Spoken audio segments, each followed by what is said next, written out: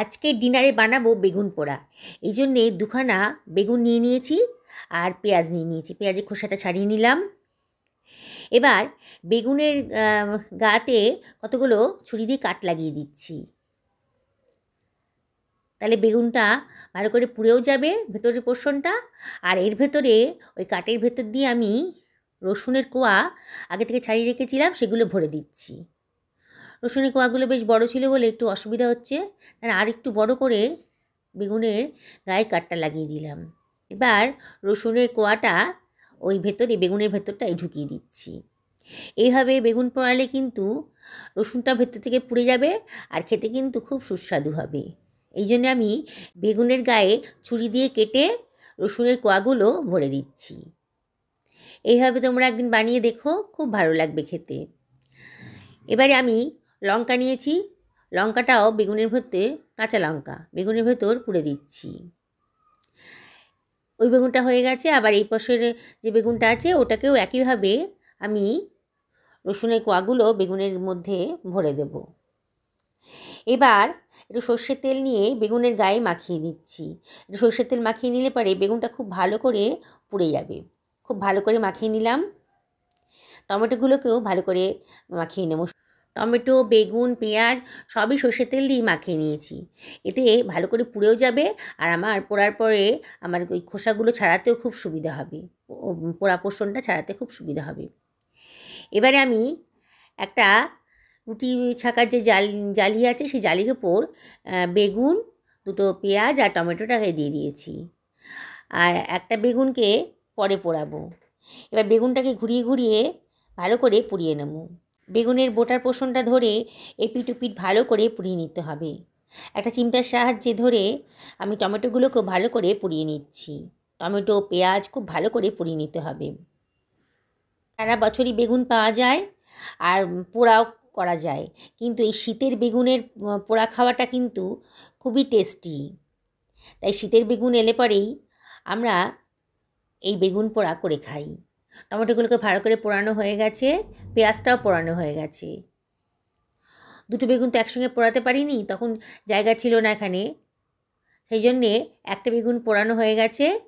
এটাকে আমি সরিয়ে রাখবো। রেখে আর একটা বেগুন আগে থেকে তেল মাখানো ছিল সেটাও আমি পোড়াতে দিয়ে দিলাম।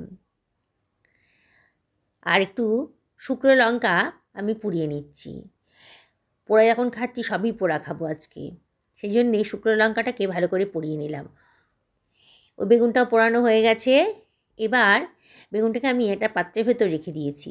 একটু জলের হাত দিয়ে বেগুনের খোসা ছাড়ালে পরে খুব তাড়াতাড়ি খোসা ছাড়ানো হয়ে যায়। হাতেও গরম লাগবে না আর খোসাটাও তাড়াতাড়ি ছাড়ানো হয়ে যাবে। এইভাবে আমি জলের হাত দিয়ে সমস্ত বেগুনের খোসাগুলো ছাড়িয়ে নিচ্ছি। বন্ধুরা, একদিন এইভাবে বেগুন পোড়া করে দেখো, খুব টেস্টি। যেদিনকে এই বেগুন পোড়াটা হয় সেদিন কিন্তু গরম গরম রুটির সাথে এই বেগুন পোড়া দিয়েই আমাদের খাওয়া হয়ে যায়। এইভাবে জলের হাত লাগিয়ে টমেটোর ওপরে পোর্শনটাও, পোড়া পোর্শনটাকেও আমি ছাড়িয়ে রাখলাম। পেঁয়াজেরও একইভাবে পোড়া পোর্শনটা বাদ দিয়ে রাখলাম। এবার ছুরি দিয়ে টমেটোকে ভালো করে কুচি করে কেটে নিচ্ছি। পেঁয়াজটাকেও ভালো করে কেটে নেব। আজকে সবই পোড়া, আজকে আর কাঁচা পেঁয়াজ ব্যবহার করব না, আজকে পোড়া পেঁয়াজটাই আমি ব্যবহার করব। এইভাবে পেঁয়াজ, টমেটো সব কিছু ভালো করে কেটে নিয়েছি। বেগুনের ভেতরে যে রসুনের কোয়াগুলো ছিল সেগুলো কিন্তু একেবারে নরম হয়ে গেছে, লঙ্কাটাও নরম হয়ে গেছে। এবার সব কিছু ভালো করে চটকে মেখে নিচ্ছি। এখনও বেশ গরম আছে, হাতে বেশ ছাকা লাগছে। খুব ভালো করে মেখে নিতে হবে, যত ভালো করে মাখা হবে তত কিন্তু সুস্বাদু হবে। এবার আমি এর ভেতর দিয়ে দিচ্ছি হাফ টেবিল চামচ মতো সাদা লবণ, আর এর ভেতর দিয়ে দেবো হাফ টেবিল চামচ মতো বিট লবণ। আমি বিট লবণ দিয়ে এখানে খুব সুন্দর টেস্ট হবে। বন্ধুরা, তোমরাও কিন্তু একটু বিট লবণ দিয়ে দিও। আর 1 টেবিল চামচ মতো চিনি দিলাম, চিনিটা দিলে কিন্তু খুবই টেস্টি হয়। আর দিয়ে দিলাম বেশ খানিকটা ধনেপাতা কুচি, আর দিয়ে দিলাম 2 টেবিল চামচ মতো সর্ষের তেল। এখানে কিন্তু সর্ষের তেল দিলেই পরে এই টেস্টটা আসে। যে কোনো বাটা ভর্তাতে সর্ষের তেল দিয়ে মাখলে পারে তার টেস্টটা কিন্তু অন্যরকম হয়।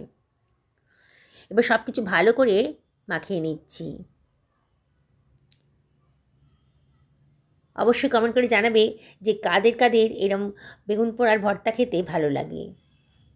এবারে তো দিয়ে দিচ্ছি একটা লেবুর অর্ধেক, সেই রসটা হাত দিয়ে চিপে বার করে দিয়ে দিলাম। খুব টেস্টি হবে। আবারও ভালো করে সব কিছু মাখিয়ে নিচ্ছি। বন্ধুরা, দেখেই কিন্তু জিভে জল চলে আসছে। গরম গরম রুটির সাথে দারুণ টেস্টি। এবার আটা মাখা ছিল, এবার আমি রুটিটা করে নিচ্ছি। আমি তাওয়া গরমে করে হয়ে গেছে, তাওয়ার উপরেই রুটিটা কিন্তু সেঁকে নিই। আমি আলাদা করে আর গ্যাসের উপরে সেঁকি না। তাওয়াতেই আমি রুটিটাকে এপাশ ওপাশ করে একটু চাপ দিলে পরে রুটিগুলো বেশ ফুলে উঠেছে। এইভাবে আমি রুটি করি। আমার থালা বাড়া হয়ে গেছে, রুটি দিয়ে দিয়েছি, আর দিয়ে দিয়েছি ডিম সেদ্ধ, আর দিয়ে দিচ্ছি বেগুন পোড়ার ভর্তাটা। আজকে এটাই আমাদের ডিনারের মেনু। সব কিছু সাজানো হয়ে গেছে।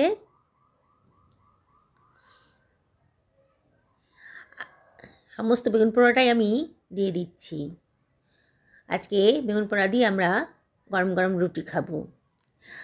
আমি একটা লঙ্কা নিয়ে নিলাম, আমি একটু ঝাল খেতে ভালোবাসি, আর দিয়ে দিলাম কাঁচা সন্দেশ।